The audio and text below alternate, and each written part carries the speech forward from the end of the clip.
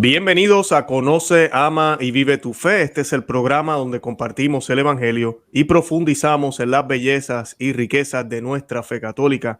Les habla su amigo y hermano Luis Román y quisiera recordarles que no podemos amar lo que no conocemos y que solo vivimos lo que amamos. Y en el día de hoy me acompaña otro sacerdote. Bendito sea Dios, la bendición que el Señor me ha dado en este programa de tener tantos sacerdotes buenos en nuestro programa. Y pues en el día de hoy me acompaña el padre Juan Manuel Góngora de la Sacristía de la Vendée, del programa de la Sacristía de la Vendée. Los que vieron el programa con el padre Francisco González posiblemente están familiarizados o ya siguen este gran programa de la Sacristía de la Vendée. Hoy vamos a hablar un poquitito de eso y yo voy a compartir el enlace de la entrevista anterior que hicimos a uno de los miembros de este gran programa o grupo, diría yo, para que conozcan un poco más de ellos, aunque hoy vamos a hablar del mismo tema también un poco y de otras cosas. Va a estar muy interesante el programa de hoy. Y pues yo sin más preámbulo quisiera darle la bienvenida al padre Juan Manuel Góngora al programa. ¿Cómo se encuentra, padre? ¿Cómo está? Muy buenas, muchísimas gracias por la invitación, amigo Luis, y un saludo a todos aquellos que nos estén viendo y escuchando. Además estamos grabando en este día del Santo Cura de Ars, así que pues todo una gracia, ¿no? Encomendarnos a nuestro santo patrón de los sacerdotes, de los curas de todo el mundo, y qué mejor que en este día pues tener presente, ¿no? Esta conversación, esta charla que vamos a mantener. Excelente, perfecto. Y pues para los que no conocen el canal, yo voy a estar hablando un poco, vamos a hablar un poquitito más de eso. Yo digo canal porque sé que estamos aquí en YouTube, pero sé que también el programa se transmite por todos los medios de podcast y tal vez en otros medios también. Es un programa que se llama La Sacristía de la Vendée. Yo voy a colocar una foto ahorita de los sacerdotes, pero son mayormente 6 sacerdotes: el padre Francisco Torres, el padre Gabriel Calvo, el padre Francisco José Delgado, a quien ya tuvimos aquí en el programa, el padre Juan Manuel, a quien tenemos hoy aquí, y el padre Rolián Recio y Rodrigo Menéndez. Ellos dos son los últimos dos en la foto que están viendo en la pantalla. Y pues el tema de ellos siempre es la contrarrevolución, que a veces hay confusiones, ¿qué rayos es eso? Toda esta resistencia que debemos tener para defender lo que siempre debe ser el orden de Dios. Y pues es algo muy bello ver sacerdotes haciendo este trabajo. Y pues, padre, antes de comenzar de lleno, yo quisiera que usted nos hiciera una oración para poder encomendarnos al Sagrado Corazón de Jesús y al Inmaculado Corazón de María. Pues en este día pedimos la intercesión, como bien has dicho, del Sacratísimo Corazón de Jesús y del Inmaculado Corazón de María, para que nos guarden, nos acompañen y nos den la fortaleza necesaria para dar testimonio de la verdad y evangelizar en este mundo tan necesitado del amor, la verdad y la misericordia de Dios. Por Jesucristo nuestro Señor. Amén. Amén. En nombre del Padre, del Hijo y del Espíritu Santo. Amén. Bendito sea Dios, Padre. Gracias. Bueno, brevemente, ¿quién es el padre Juan Manuel Góngora? Que sé que tal vez algunos no sabemos quién es usted. Bueno, pues soy un sacerdote diocesano de la diócesis de Almería, al sur de España, en el sureste, digamos. Si España es como se dice una piel de toro, ¿no? Pues en la esquina inferior a la derecha, en el sureste, entre Murcia y Granada, pues aquí se sitúa esta pequeña diócesis, pequeña y gran también, porque bueno, va creciendo en número de población y necesitamos sacerdotes también. Pues ahora mismo estaremos unos 80 y de población pues cerca de 700.000 personas, ¿no? 700.000 almas y más de 200 parroquias. Entonces, pues la verdad es que no hay tiempo, digamos, para estar ocioso. Tenemos bastante labor pastoral y bueno, y toda esta aventura mediática, pues comencé, tenía algunas redes sociales como Twitter, Instagram y demás, y Facebook, y sobre todo, pues como contó el padre Francisco José Delgado, a través de Twitter, ¿no? Y con la época del confinamiento, pues ahí contacté con él y me ofreció, ¿no? esa posibilidad. Estuvimos hablando, ¿no? de ver, pues, entre la proliferación que estaba habiendo de todo tipo de tertulias en redes, ¿no? Como en YouTube, pues ofrecer, ¿no? una tertulia sacerdotal.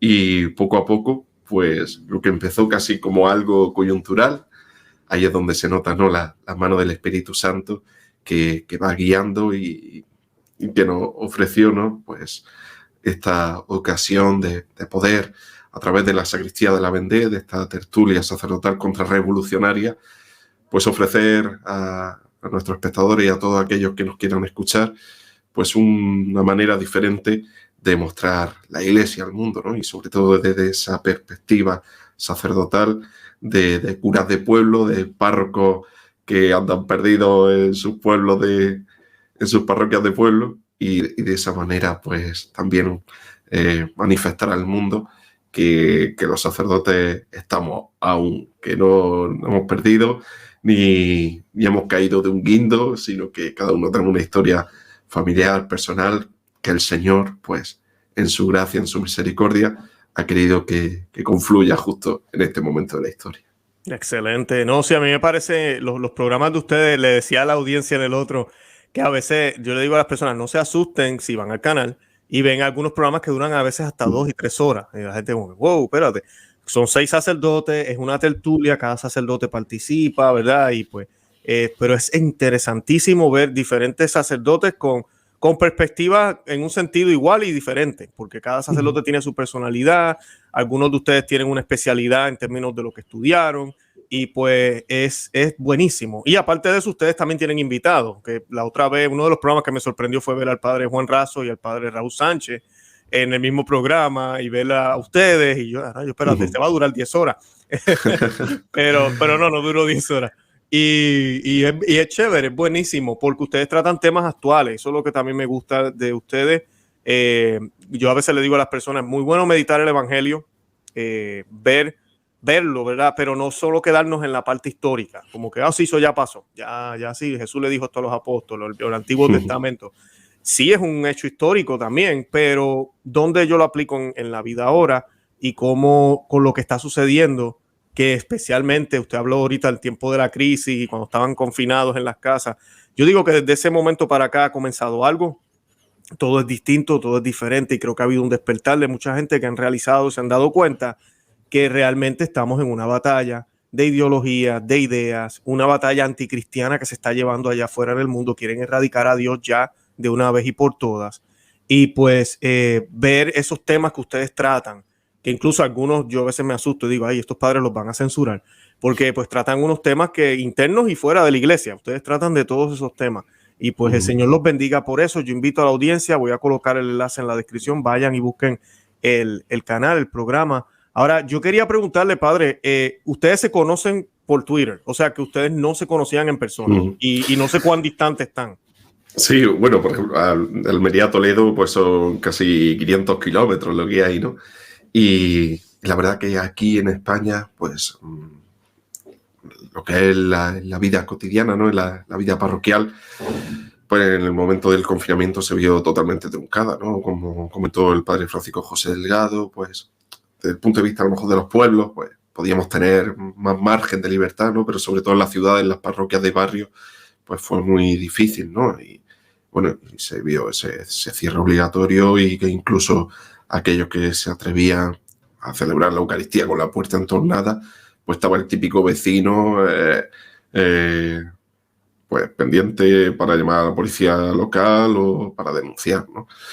Y la verdad que fueron momentos complicados, y como bien has dicho, ¿no? Algo ha cambiado. Parece que también que muchas personas se han despertado para bien, ¿no? Desde el punto de vista woke, de todo lo que nos rodea, ¿no? Y ver cómo, digamos, esto va más allá de lo que se plantea, digamos, desde un punto de vista de la batalla cultural o de una batalla ideológica, sino que aquí estamos hablando de la batalla por la salvación de nuestra alma, ¿no?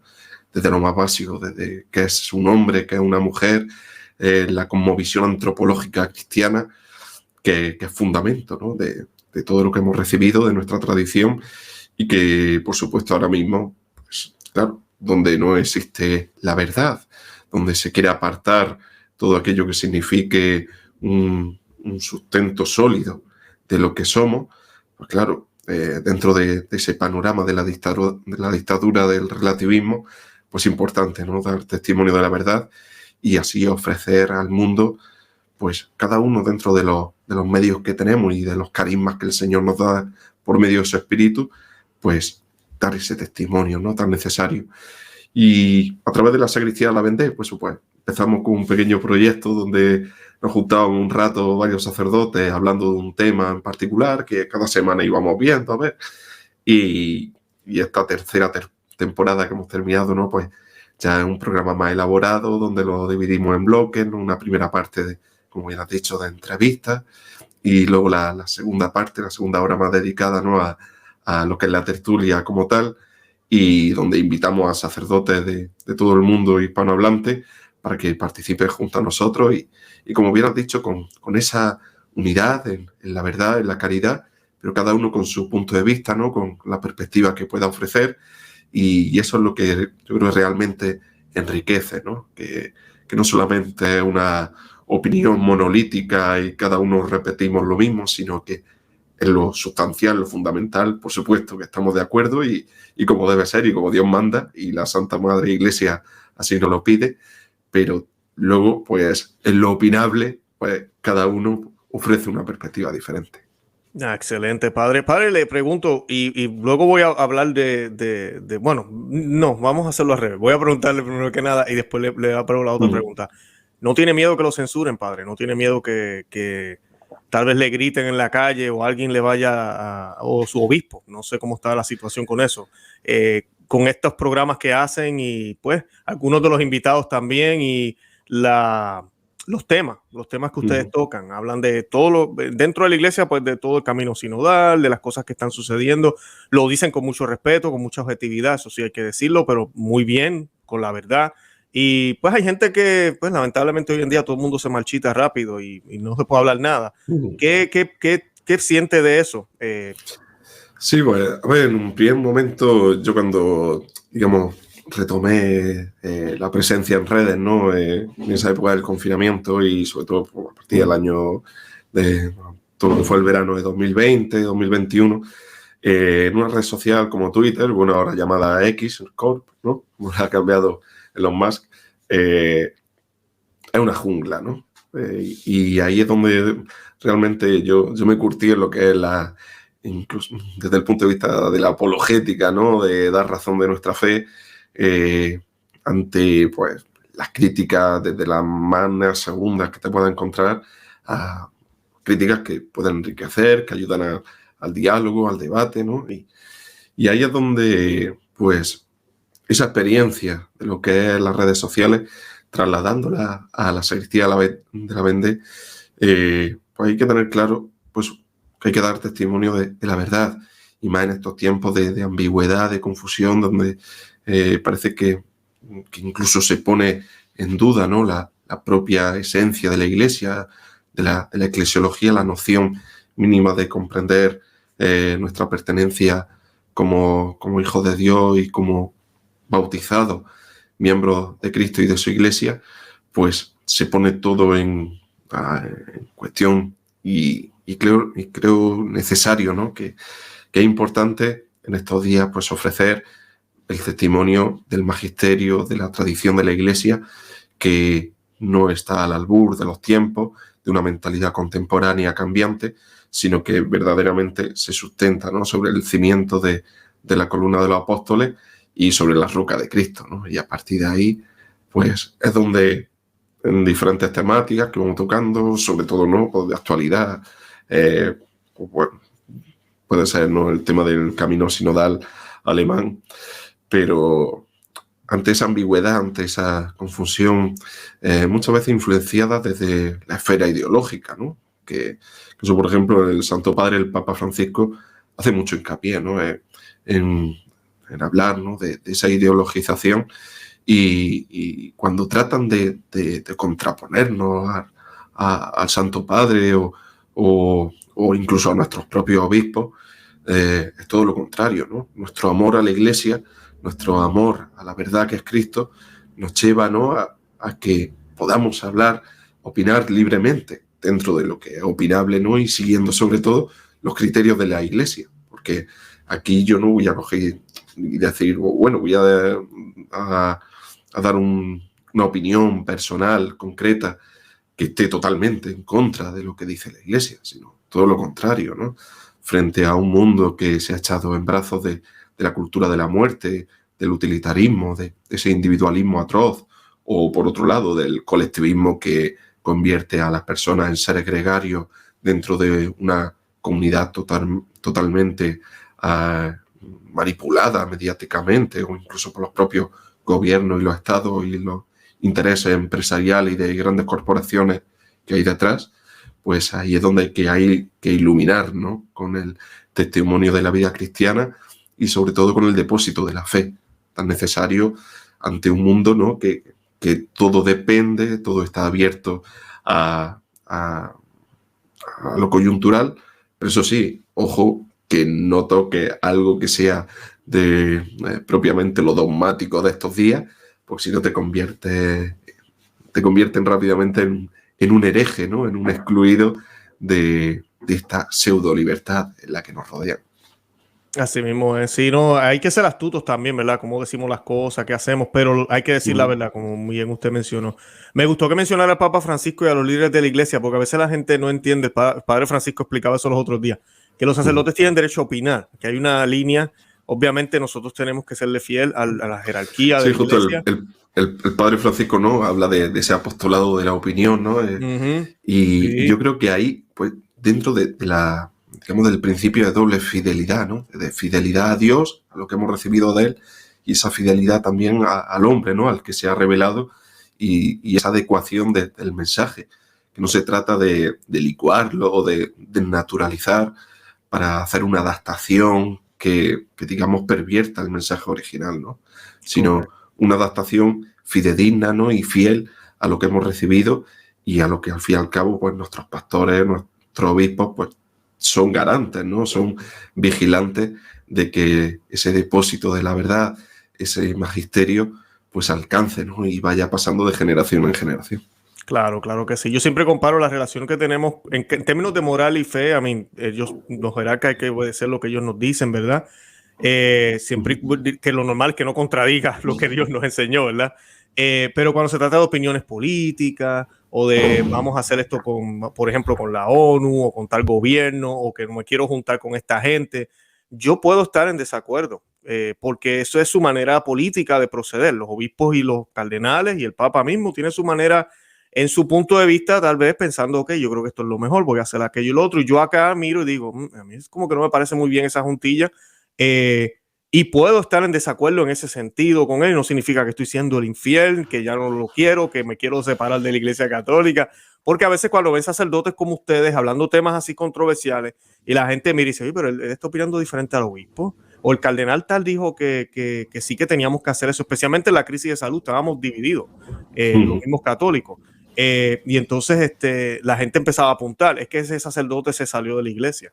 Y yo decía, no se salieron de la iglesia, esto es un tema de salud y cada cual tiene que tener su opinión. Y hay sacerdotes que son mucho más espirituales y entienden que es más importante el Señor que la salud y que las iglesias deben estar abiertas, que debemos tener nuestros cuidados. O, por ejemplo, otros temas, ¿verdad? Cualquier otro tema, con la solución que nos dieron también o con lo que fuera.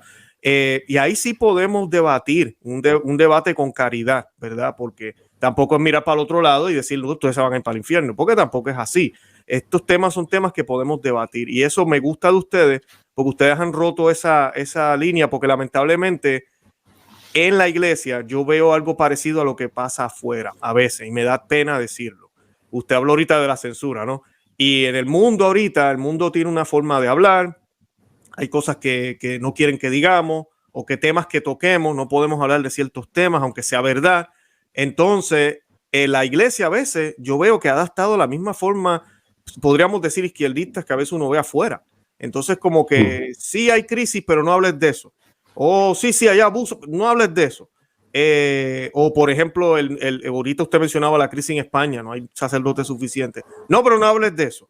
Entonces, como que, oye, es un problema, hay que hablarlo y tenemos que buscar soluciones. Y no estamos diciendo que el obispo no está haciendo nada, simplemente estamos proponiendo soluciones a ver si podemos a salvar más almas. Entonces, es triste cuando vemos que en la iglesia a veces tienen esa misma como tendencia que el mundo tiene a ser hostil a cualquier cosa que vaya en contra pues, de lo que ciertas personas han decidido que debe ser el tema de enfoque, la ecología o lo que sea, que a veces uno escucha por ahí. ¿Qué nos puede decir de eso, Pablo?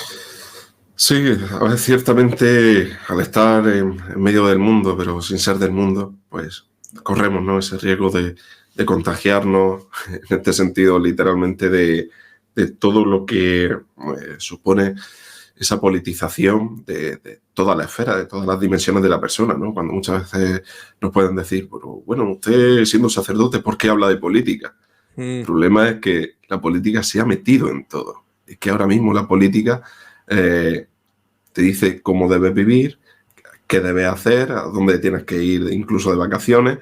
El problema es que se ha introducido de tal manera en todas las dimensiones de la vida que ya no es que hable de política, es que la política lo ha inundado todo, ¿no?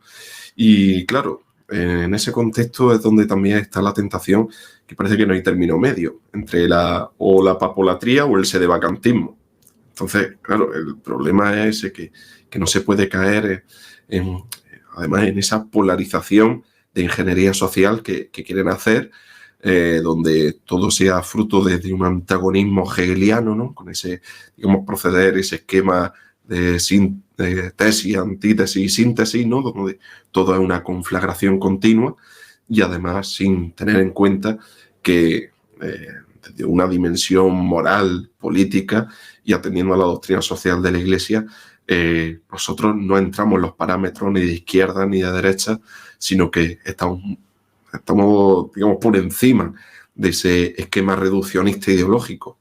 Y está claro que desde un punto de vista de la tradición, pues la Iglesia siempre ha tenido una voz clara y nítida en todas las dimensiones públicas.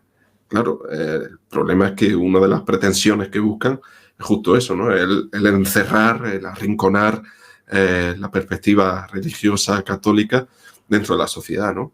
Nos dicen que tiene que ser en el ámbito privado, que sí que está todo muy bien, que eres muy libre, tal, pero eso es para ti, guárdatelo para la sacristía.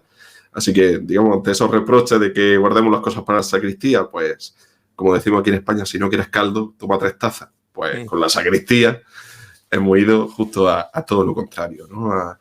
A tener una presencia pública y que, gracias a Dios, pues ha ido creciendo casi exponencialmente, ¿no? Y que nosotros, pues, nos hemos visto en muchísimas ocasiones, ¿no?, abrumados por el apoyo continuo de tantísima gente, de tantísimas personas que rezan, que están ahí detrás alentándonos y dándonos, digamos, ese sustento espiritual para que no nos cansemos, ¿no? En este, digamos, apostolado de la opinión, pero también un apostolado mediático que muchas veces no es complicado, ¿no? Porque te encuentras de todo e incluso, pues, digamos, no tienes esa amenaza, esa espada de Damocles de la cultura de la cancelación que se introduce también en la Iglesia, pero tenemos que, digamos, ir a lo positivo, ¿no? A la perspectiva de la esperanza que nuestra fe nos ofrece y que va mucho más allá de las coyunturas sociopolíticas, ¿no? Y ahí es donde de verdad pues, se nota ese aliento, esa fuerza que el Espíritu Santo suscita, ¿no?, por medio de su Iglesia. Bendito Dios. Sí, no, yo siempre le digo a la audiencia que este es el mejor tiempo para ser católico, de verdad que sí. Tiempos de confusión, tiempos de persecución. De alguna manera tenemos que probar nuestra fe y si nos toca, no queremos ir al purgatorio, pero nos puede tocar un purgatorio, tenemos que probarla en el más allá. Y yo creo que yo prefiero probarla aquí y que pasemos la de Caín, como digo yo, por acá y que tener que probar la fe pues, en el más allá. Ahora, le pregunto, padre, usted mencionó a España al principio del programa. Yo menciono mucho España en mi programa. Lo digo porque soy puertorriqueño y a veces decimos nos descubrieron, pero nosotros estábamos ahí ya, ¿verdad? Pero como siempre se dice, el descubrimiento de América, el descubrimiento de Puerto Rico. Pero si no hubiese sido por ese evento histórico dado por la providencia de Dios, esta es la parte que la gente se le olvida. Dios quiso que fuera así, 1500 años después que la iglesia, casi 1500, la que la iglesia ya estaba establecida. Es que sucede este evento a una región que estaba completamente, yo diría que 1.000.000 de años atrás en todo, porque sí tenían su tecnología, pero estaban bien atrasados y el atraso mayor era que no conocían al verdadero Dios. Y sucede este evento y gracias a este evento, todas las Américas El norte, pues sabemos lo que sucede con los protestantes y de ahí han difamado la corona española y todo lo que España hizo. No voy a decir que cada uno de los españoles que llegó a América no cometió ningún error, porque sí los hubieron, pero no es lo que nos quieren decir. Pero a mí me da mucha pena ver ahora España, la gran España que nos conquistó, que trajo a Jesús, y que tiene todavía un papel importante, porque yo no tengo duda de eso. Tiene un papel importante en la historia de la salvación. El cielo está agradecido por lo que España hizo en aquel tiempo. Ahora, este momento es un momento pues de crisis en España en términos religiosos y tal vez políticos también, no sé, pero quería que nos hablara un poquitito de eso, padre, porque la esperanza siempre está, eso no hay duda, que España va a volver a resurgir, la cristiandad va a volver a resurgir, de eso no tenemos duda, esto yo creo que es en todo el mundo que está sucediendo, pero volviendo a España, pues yo miro, wow, España, ¿sabes? Con los reyes y llegaron acá y todos los religiosos y todo lo que hicieron, cuando uno ve las ciudades, en mi viejo San Juan, allá en Puerto Rico y en otros lugares, las catedrales, es todo España, ¿sabes? Es España, es que está ahí presente. ¿Qué se siente, por ejemplo, ahora que usted mismo dijo que cuántas iglesias hay? Usted tienen que cerrar iglesias o administrar, el sacerdote tiene que dividirse casi en 10 porque no hay vocaciones, no sé si las iglesias están llenas, están vacías. ¿Cómo están las circunstancias allá en España? No, pues es que es fundamental, ¿no? El tener ese conocimiento de saber de dónde venimos, ¿no? Y lo que supuso, ¿no? Un evento histórico como fue el descubrimiento de América y más importante aún, ¿no? Ese proceso evangelizador que además en un momento donde, tú lo has dicho muy bien, ¿no? Providencialmente el Señor quiso que así fuese, ¿no? Y ahí es donde la presencia del Evangelio, del anuncio, de la buena noticia del reino de Dios presente en Cristo y en su iglesia, es lo que cambia y transforma, ¿no? La vida del ser humano completamente, ¿no?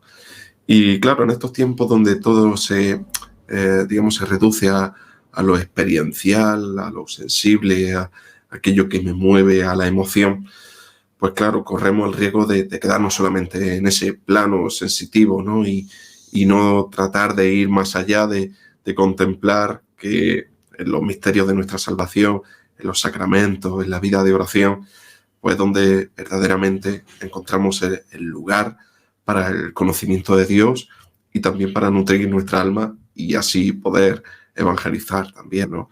Y en el caso actual, pues bueno, es que cada diócesis de España pues tiene sus propios, sus propios afanes, ¿no? Y sus propias problemáticas, pero también con esa esperanza de saber que el Señor no nos abandona y que si ha tocado, digamos, este tiempo, como antes decía, de prueba y pues el crisol en el que nos debemos aquilatar e ir poco a poco, pues pidiendo al Señor que nos fortalezca para estar firmes en esta trinchera y en esta batalla por la salvación de nuestras almas, ¿no? Y en esa fidelidad de lo que supone nuestro compromiso católico, ¿no? Cada uno de nosotros desde nuestro bautismo estamos llamados a la vocación a la santidad, ¿no? Y con los carismas que el Señor nos da y con los dones que Él nos ofrece, pues ponerlo al servicio de su iglesia, de la gente que nos rodea, e ir poco a poco, ¿no? Transformando nuestra realidad, porque muchas veces que podemos tener una serie de objetivos, de ideales, quisiéramos que la iglesia fuese de tal manera, que la iglesia tal y cual, pero empezamos por nuestros propios hogares, por nuestras casas, con nuestros vecinos, en nuestra parroquia. Ahí es donde creo que hoy en día reside la posibilidad, ¿no? No de caer en una dinámica nostálgica de, bueno, vamos a ver si volvemos a esos tiempos. No, es que teniendo, digamos, esa base, ese cimiento, pues saber que tenemos que retornar no a una circunstancia histórica, sino a lo que llevó a esa circunstancia histórica, que es la unión con Dios. Entonces, a partir de ahí es cuando se renueva todo. Si solamente caemos en hechos fácticos, historicistas, pues eso se lo lleva el viento, ¿no? Y el tiempo, la vida pasa, pero lo que verdaderamente permanece, ¿no? es la palabra de Dios, el testimonio de la Iglesia, y que hasta el final de los tiempos Cristo está a nuestro lado, ¿no? Y esa es la convicción, la certeza firme que nos mantiene, ¿no? Y a partir de ahí, pues habrá mayores problemas, habrá menos, pero sabiendo que ese sustento está ahí siempre, ¿no? Y que no podemos caer en el derrotismo con el que el mundo nos quiere influenciar, ¿no? Y que la Iglesia pues se convierta en una ONG al servicio de los gobiernos, modosita, que no entre en temas que le sean delicados y ya está, ¿no? Sino todo lo contrario, reverdecer, dar fortaleza a lo que ha hecho grande a la Iglesia, y no es otra cosa que la unión con Cristo, ¿no? En cuanto estamos unidos a Cristo y la Iglesia es su cuerpo místico, pues eso va a dar fruto siempre. El problema es si nos pensamos que esto es una empresa, que nos tenemos que dirigir con técnicas de mercadotecnia, ¿no? De marketing, y reducirnos pues a ver a cómo nos trata el mundo y los poderosos, ¿no? Entonces, claro. Ahí está el riesgo, pero también la misión y el desafío. Perfecto. Padre, el nombre del programa, La Sacristía de la Vendée, dice mucho. Es un nombre que dice mucho. Bueno, los que saben, hablando de historia, los que sabemos de historia, sabemos que a la Vendée no le terminó muy bien en términos históricos, ¿verdad? Sabemos que sí terminaron bien en términos espirituales. El nombre dice mucho. ¿Por qué? Porque es la Revolución Francesa. Tenemos esta resistencia contrarrevolución, que a veces las personas, hablábamos con el padre Francisco eso, de que no entienden lo que es una contrarrevolución y piensan, no, nosotros somos revolucionarios cristianos, que a veces lo dicen con todo el buen sentido, pero no podemos ser revolucionarios. Si revolucionario es revolución, desorden, revolú, como decimos en Puerto Rico. No se puede. Tenemos que ser contrarrevolucionarios. ¿Y qué significa ser contrarrevolucionario? Que se mantenga el orden de Dios, el orden que tiene que ser. Y la Revolución Francesa fue un punto, uno de los tantos, ¿verdad? Está la Revolución Protestante también, hay tantas. Ahorita la Revolución Sexual, la Revolución Abecedario que tenemos ahora con los géneros, como usted mencionó ahorita. Es todo, romper todo como es lo que buscan ellos. Entonces nosotros somos contrarrevolucionarios. La Vendée allá, ustedes se colocan como la sacristía de la Vendée. Dieron un ejemplo espectacular. ¿Nos podría hablar un poco de eso? Porque es una historia que a veces la gente ni conoce. No sé si los que nos están viendo tal vez ni saben por qué se llaman así. ¿Qué significa esto en el ámbito contrarrevolucionario? Bueno, como mencionó el padre Francisco José Delgado, ¿no? Esa también contextualización histórica, lo que supuso, digamos, ese levantamiento contrarrevolucionario contra lo que suponía todo el movimiento de la Revolución Francesa en una región concreta como es la Vendée, y además con ese testimonio martirial, ¿no? Que, digamos, a ojos del mundo pues, fueron totalmente derrotados, pero martirialmente dieron un testimonio primero de legítima defensa frente a ese ataque por tierra, mar y aire a lo que supone la cosmovisión cristiana y católica de la vida, y a partir de ahí pues saber que frente a la modernidad y aún peor, la posmodernidad, ¿no? A partir de la revolución sexual del 68, como bien afirmaba Benedicto XVI, supone, ¿no? Que todo lo que nos rodea desde un punto de vista filosófico, moral, está totalmente inundado en una decadencia brutal, ¿no? Donde ese egoísmo, ese individualismo atroz o la deshumanización, ¿no? Convertía a las personas en meros consumidores o seres gregarios al servicio de los partidos políticos, de las grandes empresas. Entonces ahí es donde actualmente se actualiza, ¿no? Ya no contra una constitución laica del clero, ¿no? Como hicieron los revolucionarios franceses, sino frente a todo un organigrama político y jurídico que trata de constreñir la dimensión religiosa trascendente del ser humano, ¿no?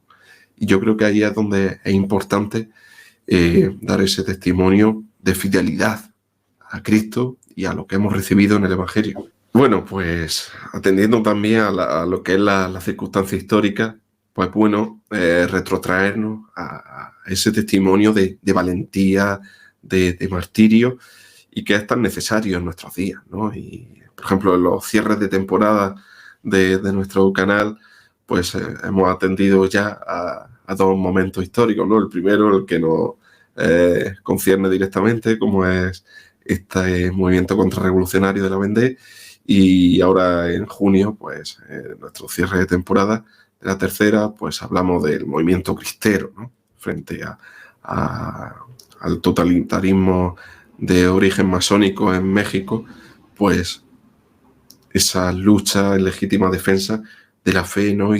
y del modus vivendi cristiano, en lo esencial, ¿no? Pues ahí fueron a atacar, bueno, directamente a cerrar la iglesia, a no permitir la presencia pública del sacerdote, sino que tenían que ir de paisano, a prohibir, pues, la administración sacramental, y por lo tanto algo totalmente reprochable y contra lo que hay que luchar, ¿no?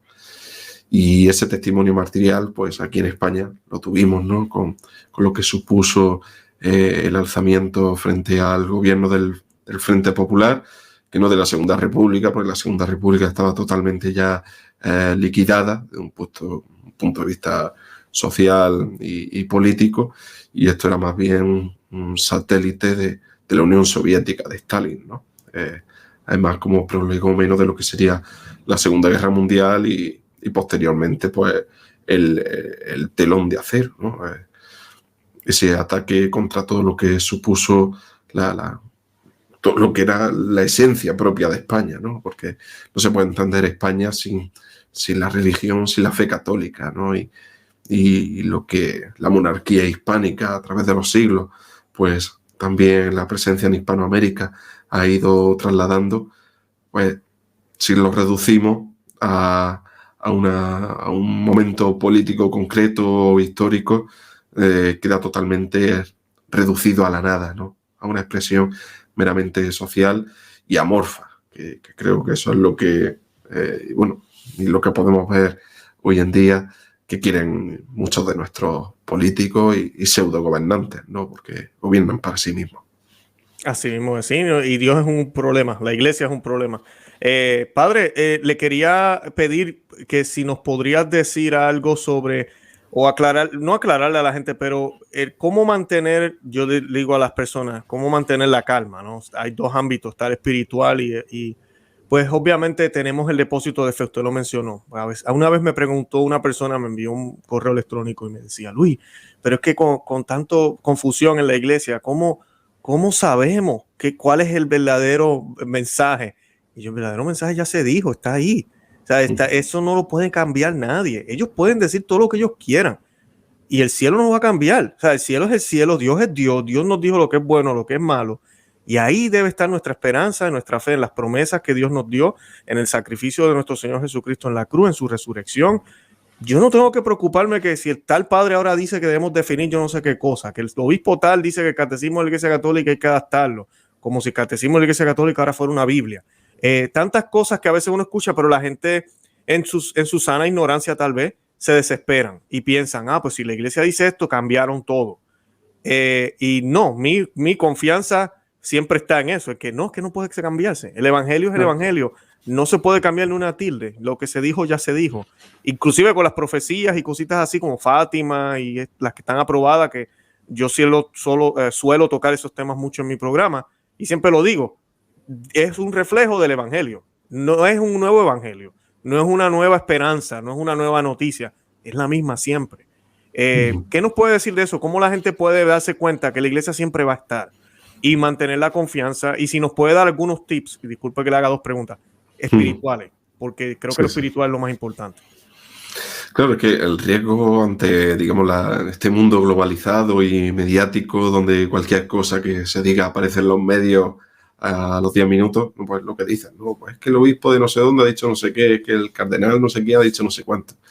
Y luego el problema muchas veces, ¿no? de entender que el catecismo, pues eso es, digamos, es palabra de Dios, ¿no? El catecismo es una compilación del depósito de la fe, del magisterio, de la tradición, que va haciendo, pues, menciones sintéticas y que, pues, es una obra de altísimo valor, ¿no? Pero donde es un resumen, una síntesis, es digamos, un manual, un vademecum, podríamos decir, desde el punto de vista médico.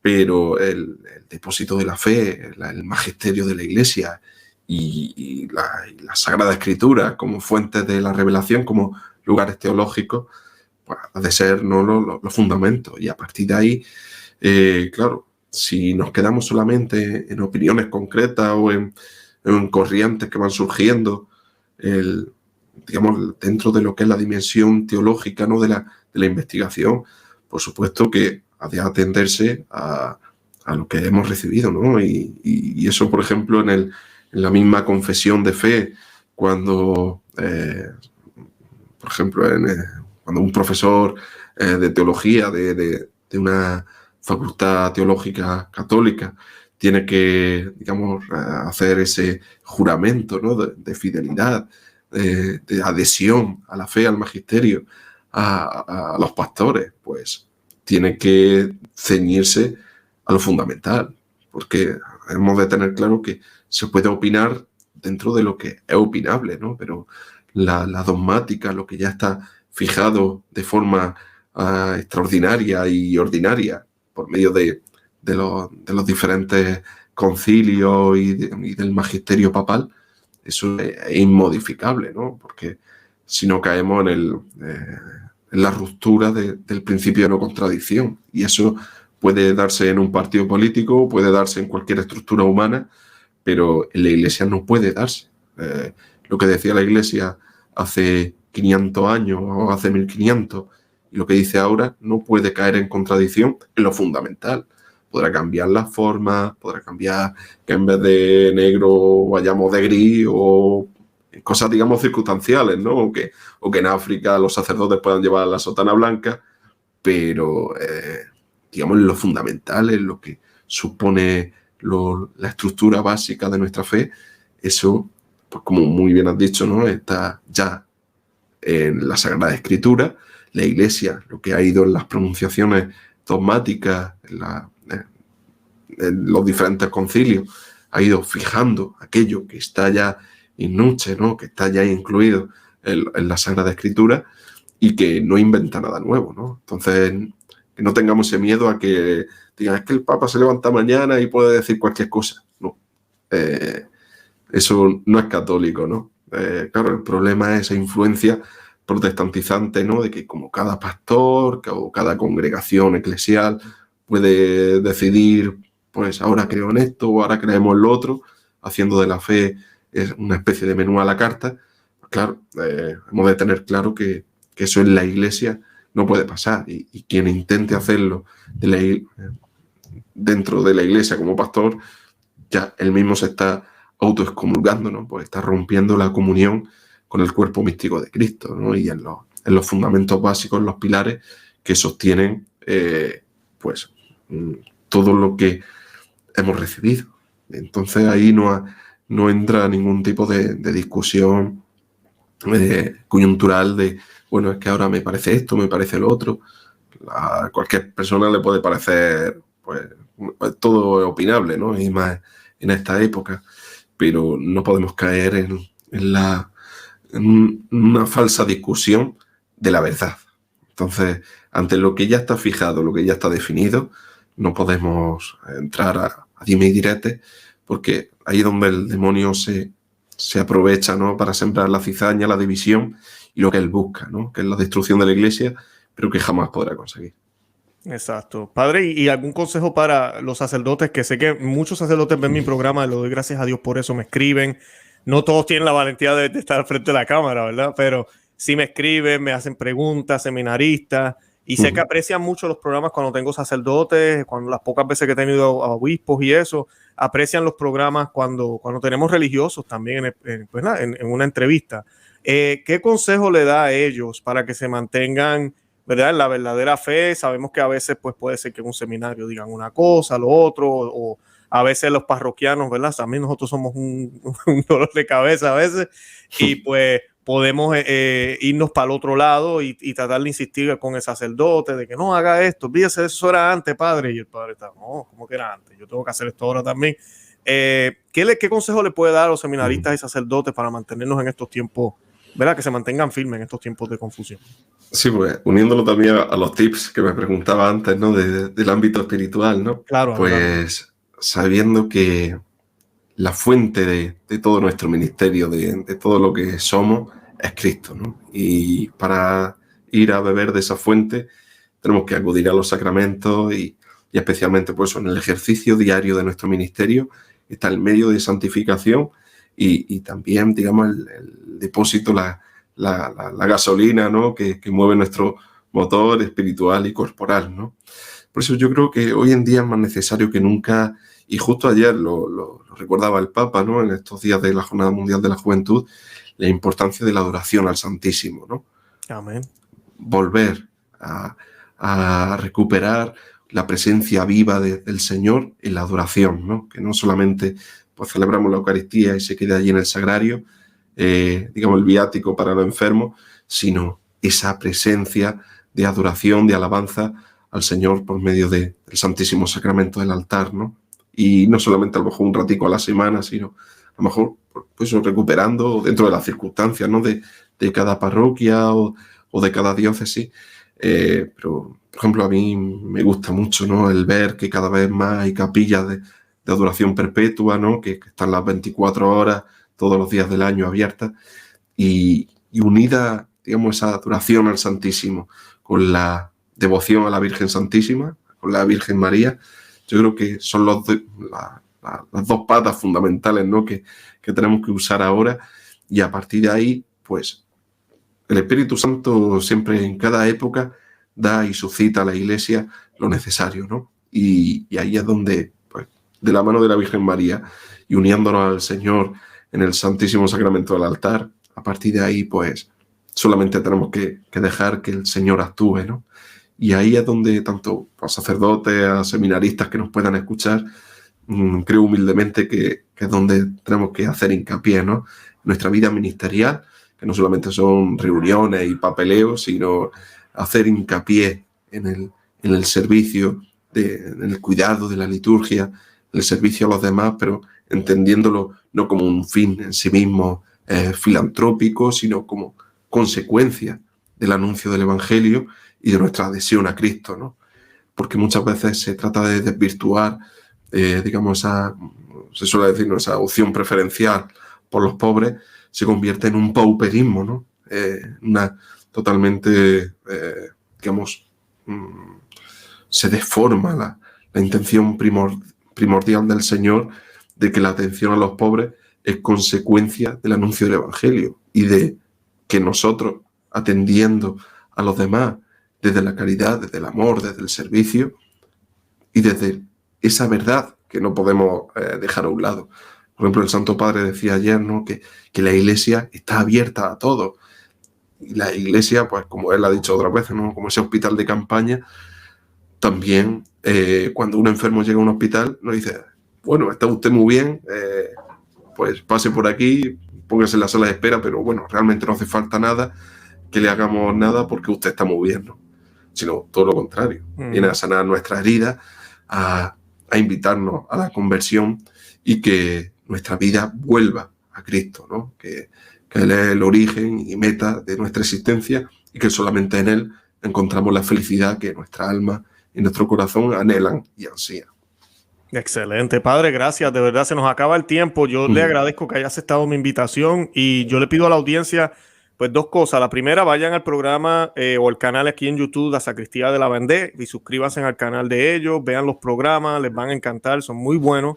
Y si no se asuste, como decía yo, por lo del tiempo, cuando vean, usted sabe, creo yo que todo. Además que lo pueden escuchar por partes. Por parte, exacto. Puede decir, eso está ahí subido, ¿no? Lo puede parar en plan podcast, ¿no? Y tú lo hablas otra vez y sales de nuevo donde está. Claro, pueden ver la entrevista o puede ir directamente a la tertulia. También. Sin problema. Exacto. Así que no tengan miedo por eso.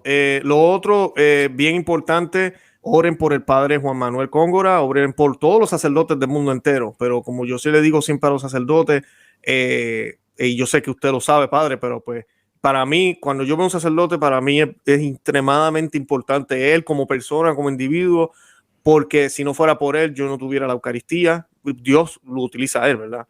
Si no fuera por Dios primero que nada, pero Dios lo utiliza a él, usa sus manos para traer la Eucaristía a nosotros, la confesión y todo lo que ellos nos proveen, todos los sacramentos, todo el servicio que ellos hacen como instrumentos de Dios. Cristo reina en el cielo en cuerpo, ¿verdad? También. y él utiliza los cuerpos de nuestros sacerdotes para ello. Y por ende el demonio los detesta. Y hay tentaciones, hay pruebas, hay depresión, hay tantas cosas que pueden sucederle a un sacerdote. Así que oremos por ellos. Como yo siempre he hablado, le pido a veces a la gente oraciones por los que están a veces mal, que a veces hablamos en el programa, sacerdotes que están diciendo disparates. Tenemos que orar por ellos para que se conviertan.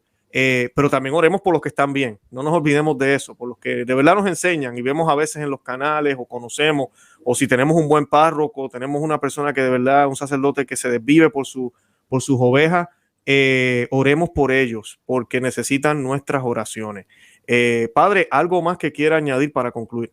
Bueno, pues agradecerte la invitación de corazón, que ha sido un honor estar contigo y con todos tus seguidores que nos vean y nos escuchen, y sobre todo pues esa invitación a la esperanza, ¿no? A pesar de, uniéndome a ti en tus palabras, de todo lo que nos rodea, de todo ese mal. Suelo poner en Twitter, ¿no? Bueno, si alguien quiere seguirme, hago ya spam, @patergóngora, que, pues, bueno, lo de pater, digamos como se denomina a los capellanes castrenses, y aunque yo no lo sea, pues un amigo, capellán castrense, me lo sugirió, y por eso puse, digamos, esa cuenta, ¿no? Esa @ en Twitter, bueno, X, o como se llame ahora, y sobre todo el transmitir esa esperanza, el saber que esta película ya sabemos su final, ¿no? Y es que Cristo vence, que en Cristo se recapitulan todas las cosas y que por lo tanto solamente nos queda ver, pues el ver cómo se desarrollan los acontecimientos, pero también desde nuestra perspectiva personal y comunitaria, eclesial, luchar, ¿no? Para estar unidos al Señor, estar unidos a su iglesia y permanecer firmes, ¿no? Como nos invita el apóstol a que no caigamos en la tentación, a que estemos vigilantes, pues el diablo, como león rugiente, ¿no? Anda buscando a quien devorar, y por eso hay que resistirle firmes en la fe. Así que, pues, muchísimas gracias por la invitación, y que yo creo que pronto también estará en nuestro canal. Estás totalmente invitado, ¿no? Y yo creo que en esa comunión de los santos que, digamos, vivimos también en redes sociales y mediáticamente, pues tenemos que estar unidos, ¿no? Y a pesar de las posibles diferencias que pueda haber, estar unidos es lo fundamental para dar testimonio de Cristo Rey. Amén, bendito sea Dios, viva Cristo Rey. Gracias, Padre, de verdad que sí. Bueno, con eso, espérate, Padre, la bendición. Nos va a dar la bendición a nosotros y a la audiencia. Muy bien. Con eso entonces nos vamos despidiendo. Perfecto. El Señor esté con vosotros. Y con su espíritu. Y la bendición de Dios Todopoderoso, Padre, Hijo y Espíritu Santo, descienda sobre vosotros y os acompañe siempre. Amén. Amén. Amén. Gracias, Padre. Que el Santo Cura de Ars en este día, pues, interceda por todos nosotros y eso, que permanezcamos fieles y firmes en la fe para dar testimonio de la verdad. Amén. ¡Viva Cristo Rey! ¡Viva Cristo Rey! Con eso nos despedimos. De verdad que los amamos en el amor de Cristo, y Santa María, ora pro nobis, Santa María, ruega por nosotros. Que Dios me los bendiga. Bye bye.